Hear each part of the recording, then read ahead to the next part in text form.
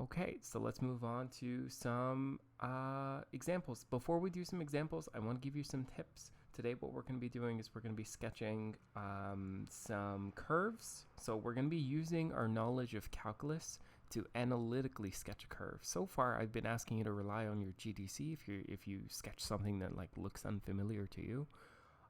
Today what we're going to be doing is we're going to be taking a step away from the GDC, and we're going to be trying to do as much of this without a GDC as possible. The goal is to get your brain to be able to analytically sketch curves. So curves that normally you're not sure how to do, what we're going to be doing is we're going to be using calculus to help us sketch those curves. And we're going to be using a combination of stationary points as well as what we talked about last class, intervals of increase and decrease.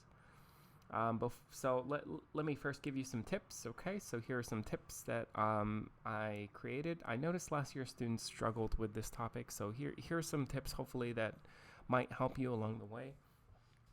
The first is just that, and today the questions will even ask you to do this, but the first thing is just find and classify the stationary point. So meaning locate the coordinates of the stationary points. So figure out what the x and y coordinates are of the stationary points, and then also classify them, like determine are they local max, are they local min, so on. The next thing is to use intervals of increase and decrease.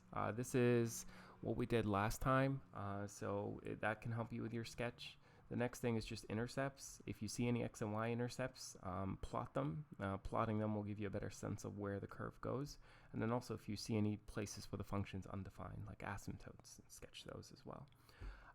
Number 4 is what a lot of people forget to do. Consider the end behavior. Like look at what happens to the y values as x goes to positive and negative infinity. See if that can help you with your sketch. Number 5 is also an important one. Consider any symmetry. I'll show you an example of that in just a second. There are 2 main kinds of symmetry for functions. You might want to look back at your notes from DP1 semester 1. When we talk about even and odd functions, these are the main 2 kinds of symmetries, and you need to be able to recognize them and maybe leverage them if you need to. Number 6, if there are any other special features you can think of, use them. So this is not an exhaustive list, but these are the common ways in which you would go about sketching.